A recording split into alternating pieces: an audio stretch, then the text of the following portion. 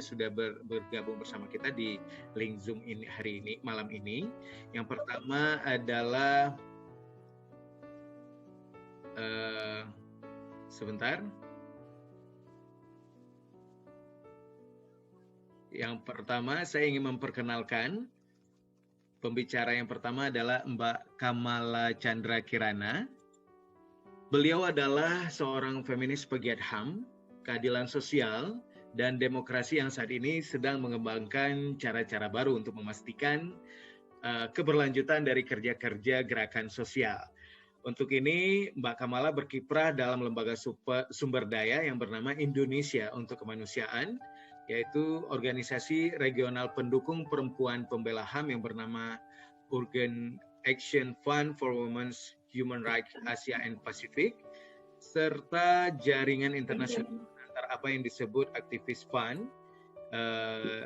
Kemudian juga apa sih? Coba yang bekerja dalam konteks konflik dan pasca konflik di tempat-tempat seperti Irlandia Utara, Serbia, hingga Palestina dan Sri Lanka. Mbak Kamala juga sempat ikut memimpin Komisi Nasional Anti Kekerasan Terhadap Perempuan dari tahun 1998 hingga 2009.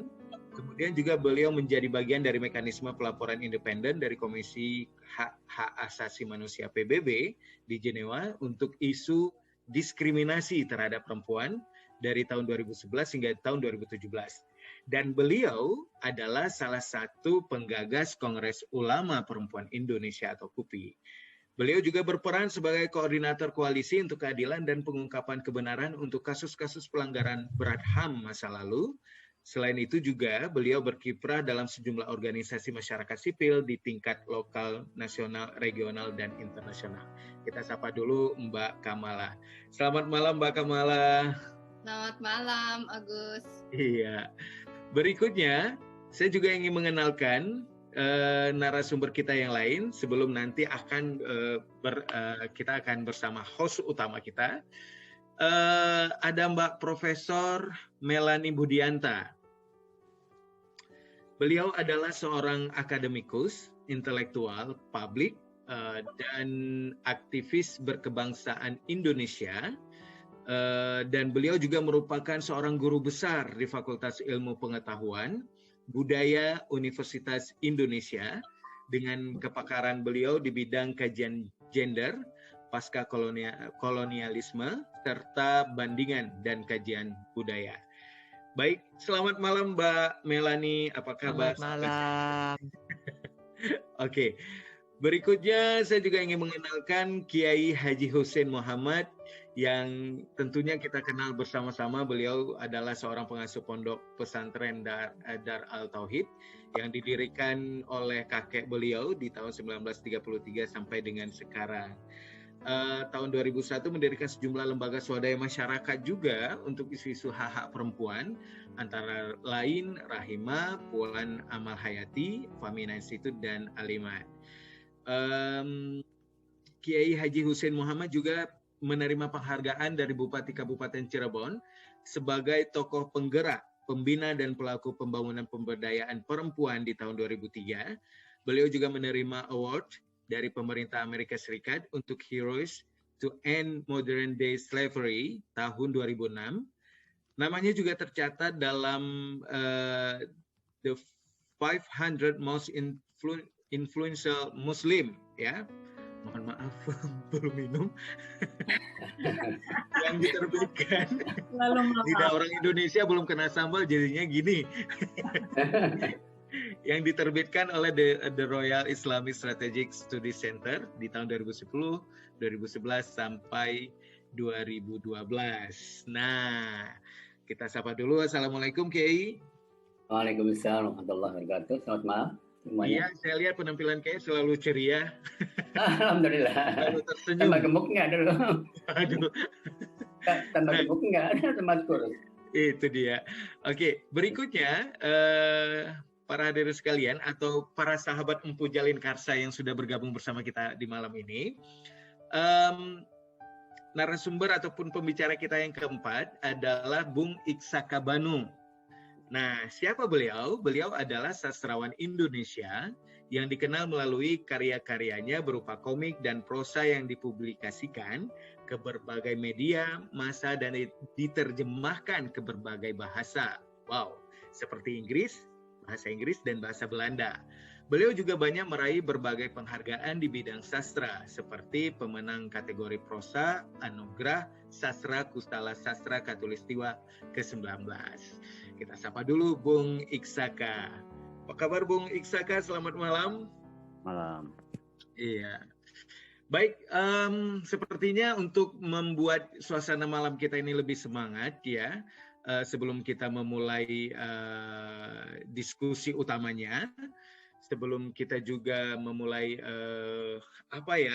meningkatkan wawasan kita terhadap bagaimana seni perlawanan perempuan dalam gerakan kesetaraan keadilan, bagaimana peran sastra dan fashion sebagai alternatif pendekatan, kita akan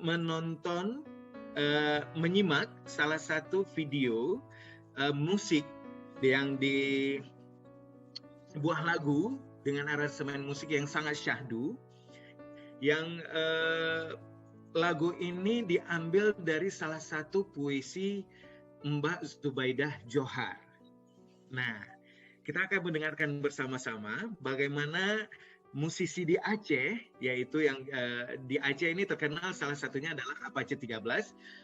Apache 13 ini kemudian mengaransemen, kemudian mengubah puisi dari Kakanda ataupun Mbak Zubaidah Johar ini menjadi sebuah lirik lagu ataupun lagu dengan irama yang sangat syahdu, dan kemudian dengan video klip lagu yang luar biasa juga menggugah perasaan ataupun mengguncangkan jiwa raga kita. Jadi oleh karena itu mungkin saya akan share kepada seluruh sahabat Empu Jalin Karsa yang saat ini sudah bergabung. Kami ucapkan terima kasih dan selamat menikmati video perdana ini. Sebentar.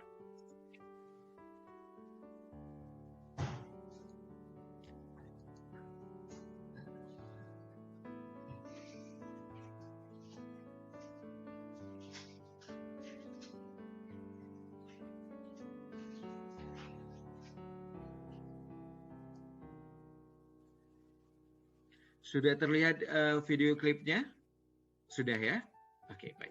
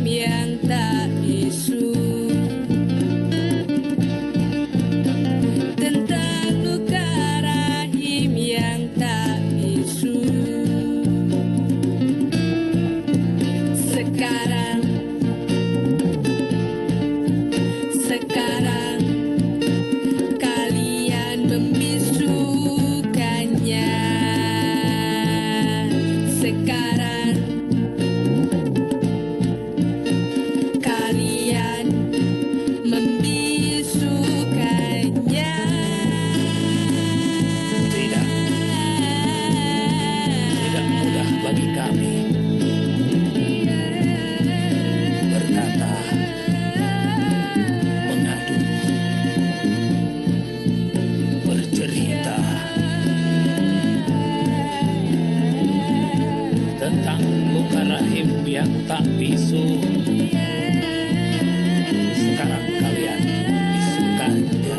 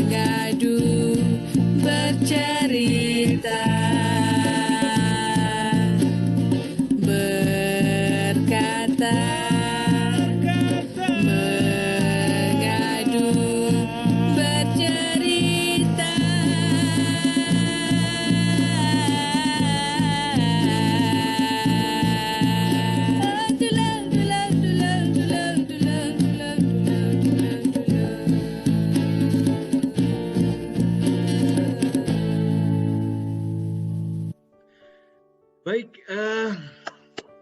berikan tepuk tangan yang luar biasa kepada Moya featuring Apache 13 yang sudah mengaransemen bukan mengaransemen sebenarnya, menampilkan video Luka Rahim dengan teatrikal beserta teman-teman. Puisi dari salah satu dari tuan rumah kita Empu Jalin Karsa, yaitu Kakanda Zubaida Johar. Luar biasa, tepuk tangan sekali lagi. Dan saya juga ingin mengucapkan selamat bergabung kepada sahabat Empu Jalin Karsa yang baru bergabung di virtual meeting malam ini. Tadi kita sudah menyaksikan Luka Rahim dari Moya featuring Apache 13, di mana lirik lagu tersebut diambil dari sastra puisi yang diaransemen menjadi sebuah musik yang syahdu, menggugah genderang hati mengingat bagaimana situasi perlawanan perempuan untuk meraih perdamaian, dan video teatrikal tersebut juga mengingatkan saya pada masa kelam di Aceh. Oke, baik. Selanjutnya, tadi kita sudah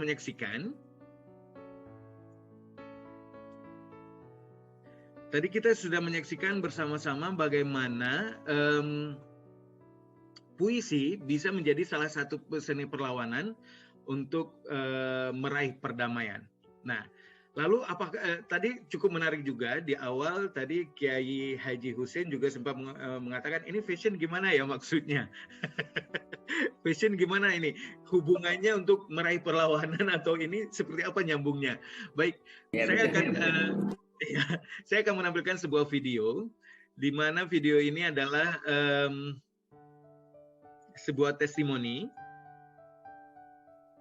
Sebentar. Videonya sedang saya buka.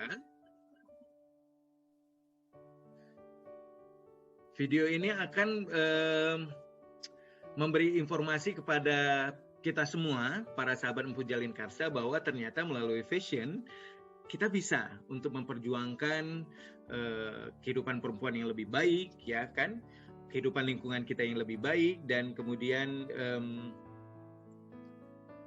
kehidupan yang tentunya bahwa dari fashion ternyata ada seni perlawanan yang bisa kita kembangkan. Video ini merupakan video testimoni dari Direktur Keluarga, Perempuan, Anak, Pemuda, dan Olahraga Kementerian PPN Bappenas, yaitu Ibu Woro Srihastuti Sulistianingro. Bersama-sama kita akan menyaksikan videonya.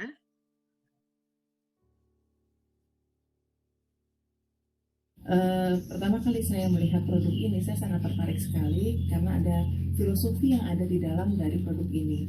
Yang pertama adalah prinsip pemberdayaan perempuan. Kenapa kita bicara di sini ada prinsip pemberdayaan perempuan? Karena produk Empu Jalin Karsa ini banyak menggunakan produk-produk dari kain-kain tradisional, yang dimana pada saat kita melihat dari kain-kain tradisional ini, banyak produk kain tradisional yang dihasilkan oleh para perempuan yang ada di daerah-daerah. Jadi ini adalah upaya yang sangat baik sekali untuk bisa memberdayakan perempuan Indonesia.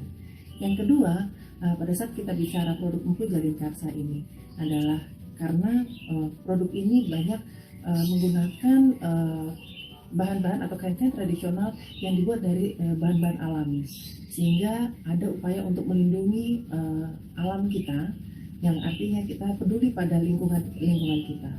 Yang ketiga adalah produk Empu Jalin Karsa ini berupaya untuk terus meneruskan budaya-budaya yang ada.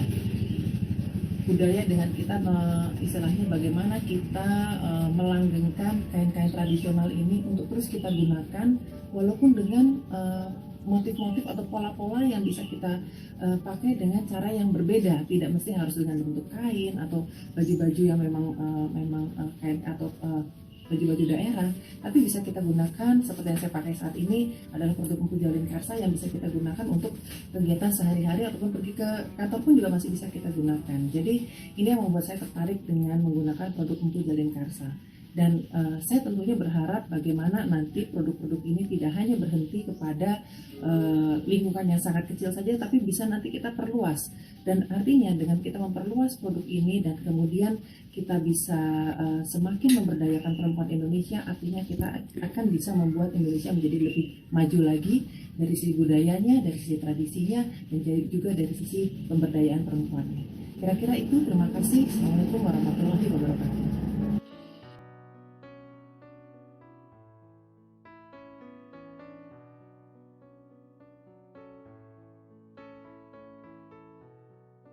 Saya ingin masuk dulu ke Mbak Nana kan. Kita pertama Mbak Nana dulu. Mbak Nana, tema kita hari ini adalah bagaimana seni perlawanan perempuan dalam memperjuangkan isu-isu kemanusiaan, dalam memperjuangkan kesetaraan dan keadilan dalam ranah fashion dan sastra. Nah, di IKA sendiri begitu banyak sudah ruang gerak untuk mengakomodir itu. Kemudian dalam perjalanan Mbak Nana selama puluhan tahun juga tidak lepas dari bagaimana seni tradisi juga mengambil peran untuk gerakan perempuan. Nah, mungkin kita ingin mendengar beberapa pandangan, beberapa perspektif dari Mbak Nana. Silakan, Mbak. Terima kasih banyak. Selamat malam semua. Tadinya saya pikir saya terakhir karena saya orang, kalau kadang-kadang saya memperkenalkan diri sebagai pekerja konstruksi, membangun gitu. Tapi kalau dari segi sastra dan fashionnya, saya sebagai penikmat.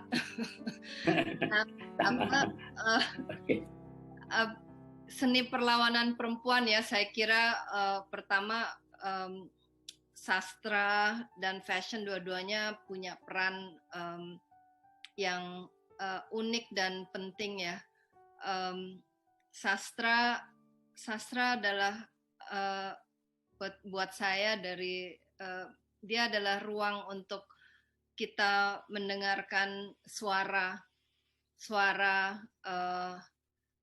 perempuan, laki-laki, siapapun yang menggunakan wahana ini, yang sifatnya menyuarakan harapan maupun gugatan, sehingga dia perlawanan tapi juga harapan gitu. Dan kekuatan sastra luar biasa untuk menggugah sanubari ya, dan itu kekuatannya sendiri menurut saya sangat radikal. Nah, fashion dalam bayangan saya, fashion ini menarik sekali sebagai satu satu arena tarung mungkin ya. Dia arena tarung gitu. Karena fashion bisa membelenggu, tapi dia juga bisa membelenggu dalam arti dalam dunia konsumen dan keduniawian gitu ya. Tapi dia juga bisa membebaskan sebenarnya. Dia bisa menjadi sarana untuk kita mengekspresikan upaya kita untuk self care, untuk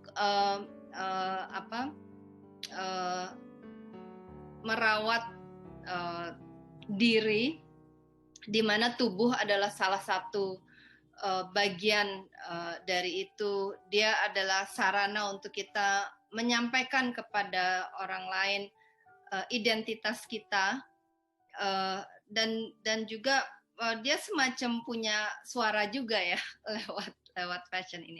Dan terutama seperti Empu Jalin Karsa yang punya positioning gitu ya, untuk menguatkan proses produksi fashion yang memberdayakan, maka dia juga sebuah pemihakan gitu. Nah, jadi ada dua itu. Nah, yang saya ingin fokuskan karena ini adalah bidang saya adalah seni perlawanan selain lewat sastra dan fashion juga melibatkan sebuah proses membangun alternatif. Dan membangun alternatif ini baik itu sifatnya lembaga ataupun ruang, membangun alternatif ini juga punya seni tersendiri gitu. Karena ketika kita membangun, kita juga harus mempunyai keberanian untuk berkreasi dan juga punya kreativitas untuk bisa menemukan cara-cara yang pas dan relevan dan tepat lah. Dan untuk ini saya ingin menyampaikan bahwa perlawanan perempuan, terutama untuk perlawanan itu artinya menentang segala bentuk kekerasan terhadap perempuan dan terhadap semua makhluk, bukan hanya manusia tapi juga makhluk bumi ini ya. Bahwa upaya untuk perlawanan ini juga membutuhkan wahana, tempat untuk melanggengkan segala perlawanan ini. Dan membangun ini artinya dalam kerja-kerjanya IKA, Indonesia untuk Kemanusiaan, adalah untuk mendukung kawan-kawan kita, saudara-saudara sisterhood ini yang berupaya untuk memberikan pendampingan dan dukungan bagi para korban. Dan ini bukan kerja kreatif, ini adalah kerja yang amat sangat berat dan juga menciptakan lukanya tersendiri bagi mereka yang memberikan pendampingan ini. Ini juga punya dimensi di mana kita memang membangun ini, mengkonstruksikan ruang aman bagi perempuan ini, ada biayanya, ada manusianya yang harus bisa hidup juga gitu. Para pendamping harus bisa hidup dari misinya untuk memberikan dukungan bagi para korban. dan perannya Indonesia untuk Kemanusiaan adalah untuk mendukung kawan-kawan yang bekerja di sini, yang memilih untuk mendedikasikan kehidupannya demi pemberian dukungan dan perawatan bagi perempuan ketika kita sedang membela, melindungi dan memulihkan tubuh kita, tubuh, jiwa dan raga. Nah, proses untuk membangun ini tidak mudah dan tidak mungkin tanpa dukungan dan solidaritas yang lebih luas. Dan di situ kerelawanan menjadi kunci. Bahkan menurut saya salah satu poros menguatnya gerakan perempuan di Indonesia ini adalah sekitar semangat solidaritas bersama untuk mendukung para pendamping korban. Jadi bukan hanya untuk mengubah kebijakan, untuk ke DPR dan mendesakkan ada kuota bagi perempuan sehingga perempuan bisa menjadi menduduki posisi-posisi tinggi dalam institusi hukum, politik dan sebagainya, tapi benar-benar untuk mendukung gerakan, untuk mendukung perempuan sendiri membantu sesamanya. Dan ini sebenarnya dia salah satu sumber energi dari gerakan perempuan sebenarnya. Dan saya ingin menyampaikan juga bahwa ternyata fashion dan sastra memainkan peran kunci juga untuk menciptakan energi ini, untuk merawat dan terus mengembangkan energi ini, energi solidaritas ya. Karena lewat sastra sebenarnya ini banyak menggugah selain menggugah dan menyampaikan pengalaman real kekerasan terhadap perempuan yang kemudian itu tidak saja mendorong seorang perempuan ataupun laki-laki untuk memberi dukungan psikologis ataupun dukungan politik, tapi juga dukungan finansial. Karena kita hidup di dalam kehidupan nyata gitu ya, jadi dukungan finansial ini sangat penting. Fashion lewat misalnya antara lain untuk pundi perempuan yang dikelola oleh Indonesia untuk Kemanusiaan bersama Komnas Perempuan, itu kita punya give back sale ya selama beberapa tahun ini, dan itu memang barang yang dijual di dalam forum give back sale ini banyak berkaitan dengan pakaian, dengan aksesori dan sebagainya. Ini bagian dari self care, dari penghargaan atas tubuh kita sendiri dan ekspresi dari jati diri kita gitu. Jadi fashion dan sastra menjadi bagian yang kunci untuk sebagai engine ya, sebagai mesin yang menciptakan energi solidaritas. Sebenarnya juga termasuk seni yang lain, ruang-ruang kesenian lain seperti perupa, karena misalnya pundi perempuan yang pertama kali itu kerjasama dengan Dolorosa Sinaga di IKJ, kita membuat yang disebut karya untuk kawan, para perupa waktu itu. Jadi pameran, sehingga dari situlah kita memulai membangun dana untuk mendukung perempuan korban kekerasan. Kita juga bekerja dengan pemusik seperti Ananda Sukarlan yang dalam rangka memperingati peristiwa kekerasan perkosaan massal Mei 98 membuat karya opera yang disebut opera Clara, dan Pak Ananda Sukarlan ini mendatangi kami di Indonesia untuk Kemanusiaan untuk bilang, saya ingin agar pendapatan dari opera ini sebagian diberikan kepada pundi perempuan supaya para perempuan korban kekerasan bisa mendapatkan manfaat gitu. Jadi ini luar biasa sebagai sumber energi yang memperluas jangkauan kita. Selain itu kita juga bukan hanya menggalang. Jadi dari penggalangan ini cukup luar biasa ya. Sebenarnya Pundi Perempuan nih tahun depan usianya 20 tahun. Kita harus merayakan karena ini benar-benar kerja bersama gerakan individu-individu perempuan di seluruh Indonesia, bahkan juga di luar Indonesia. Dia benar-benar dari kita untuk kita. Tidak pernah Pundi Perempuan tidak pernah mendapatkan dana dari donor-donor besar. Semua ini adalah sumbangan-sumbangan dari kita. Ada wirausaha sosial, ada korporasi, tapi ini semua yang mimpin perempuan, yang menggagas ini semua perempuan yang ingin untuk supaya bisa mereka ikut berkontribusi bagi dana untuk pendampingan perempuan korban kekerasan. Dan jadi dari segi dana kita bisa dalam hampir 20 tahun ini mengumpulkan lebih dari 2 miliar. 2 miliar benar-benar dari sumbangan-sumbangan dari kita untuk kita.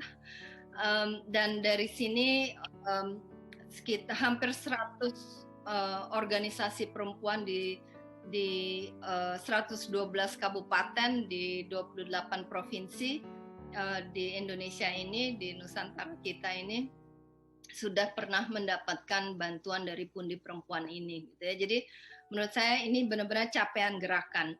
Ini capaian gerakan. Maaf. Selain itu, selain finansial, sebenarnya sumber daya yang kita galang ini juga kerelawanan dalam arti perempuan, laki-laki yang punya keahlian tertentu, keterampilan tertentu, memberikan secara cuma-cuma keterampilan dan keahlian itu untuk memungkinkan kita membangun sumber daya dari keswadayaan kita bersama untuk kepentingan keadilan, perdamaian, dan keberlanjutan alam. Cukup banyak kita punya daftar nama tokoh, pakar, pemimpin yang secara serta-merta bersedia untuk memberikan waktunya untuk ikut membesarkan sumber daya ini. Dan itu juga luar biasa. Kami juga mempunyai menganggap bahwa kerelawanan itu sendiri adalah sumber daya kita, gitu. Nah, saya mungkin ingin supaya nggak berlama karena masih banyak juga yang lain yang kita ingin dengar cerita dan pandangannya. Saya ingin menyampaikan bahwa kami di Indonesia untuk Kemanusiaan merasa untuk ke depan kita tidak sekedar ingin memperbanyak dermawan, gitu ya, dermawan yang mau menyisihkan uang yang ada untuk membantu para korban. Kami punya ambisi yang lebih besar. Ambisi itu adalah untuk membangun ekonomi yang alternatif. Jadi bukan sekedar mencari dermawan yang makin banyak, tapi kita mau bilang, mari kita bangun ekonomi yang berbeda. Ekonomi yang kita sebut ekonomi solidaritas.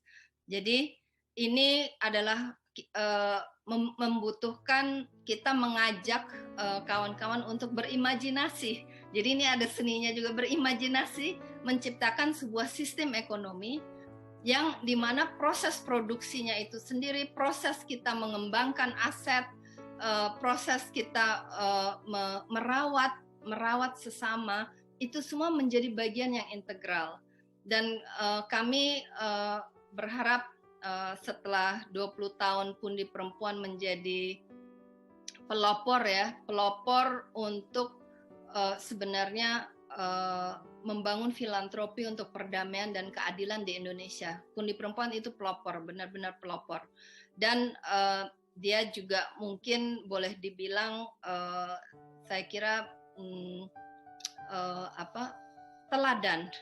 Buat saya bukan hanya pelopor tapi teladan dan mudah-mudahan nanti dalam rangka 20 tahun Pundi Perempuan kita bisa secara lebih utuh menyampaikan cerita Pundi Perempuan dan apa pesan dari Pundi Perempuan untuk kita semua membangun keswadayaan secara bersama sebagai bagian dari bagaimana kita mengimajinasikan gerakan kita. Gerakan ini gerakan ini punya dimensi budaya, punya dimensi politik, punya dimensi sosial dan punya dimensi ekonominya. Dan kami berharap ke depan semua ini menjadi satu dan menjadi satu kesinambungan yang sehingga kita punya sebuah ekosistem yang benar-benar dinamis dan cerah dan bisa menjadi salah satu jawaban bagi masa depan kita di Indonesia, di mana kita tidak terus dirongrong oleh sistem ekonomi yang eksploitatif dan yang bergantung pada kekuatan-kekuatan oligarki. Mungkin itu saja dulu dari saya. Terima kasih.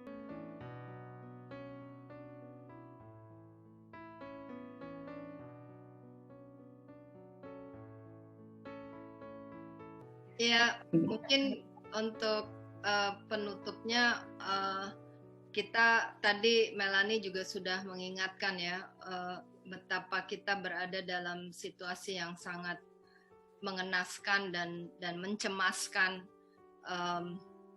dengan adanya pandemi, dengan adanya perubahan iklim dan juga ketidakadilan yang terus ada di segala dimensi hidup ini gitu. Jadi sebenarnya kita dalam krisis yang berlipat ganda sebenarnya, dan ini memunculkan kegelisahan, banyak kegelisahan.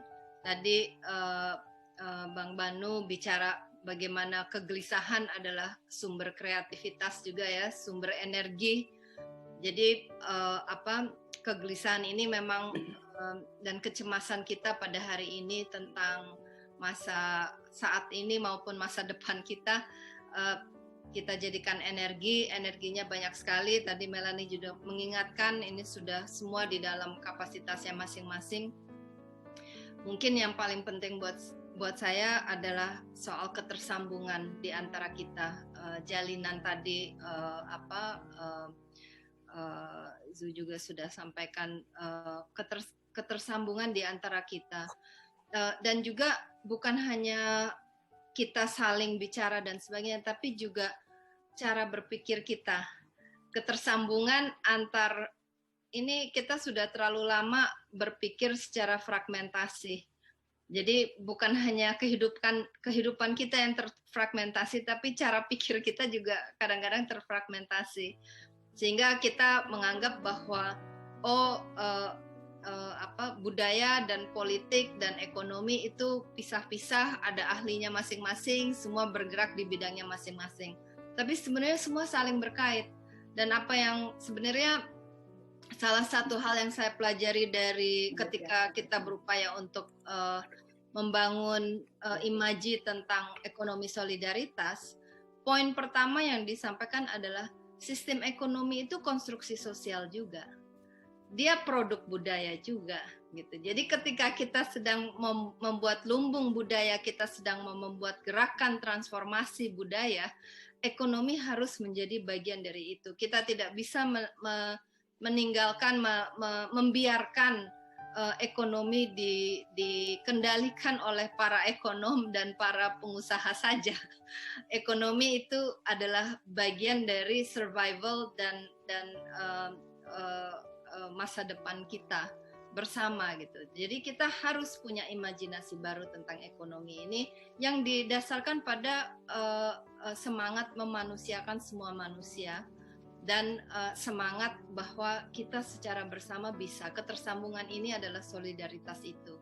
Jadi saya mungkin yang terakhir adalah jangan sampai kita lupakan dimensi ekonomi dari apa yang kita sedang lakukan, karena ini bagian dari sumber basis material dari gerakan kita dan yang memungkinkan dia bagian yang tidak terpisah, dia integral dari dalam segala upaya kita untuk merubah untuk mentransformasi kehidupan kita menjadi yang lebih adil bagi semua. Makasih.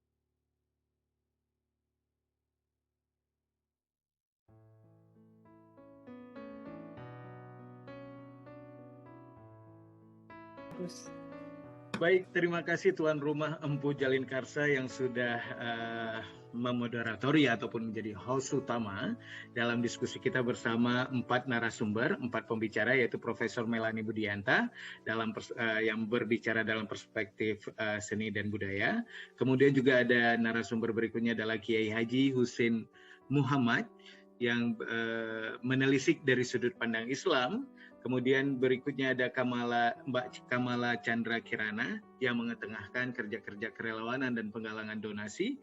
Dan terakhir adalah Bung Iksa Kabanu yang membidik sejarah perlawanan dari ranah sastra dan seni kontemporer. Saya ucapkan terima kasih kepada seluruh sahabat Empu Jalin Karsa yang sudah menyediakan waktunya di malam hari ini dalam virtual meeting Seni Perlawanan Perempuan dalam Gerakan Kesetaraan Keadilan, Sastra dan Fashion sebagai alternatif pendekatan dalam rangka memperingati Hari Gerakan Perempuan pada 22 Desember 2020. EJK bersama Jurnal Perempuan, Fahmina Institute, Mailelana mengadakan bincang lanjutan seperti ini. Dan kita akan bertemu dalam bincang-bincang berikutnya.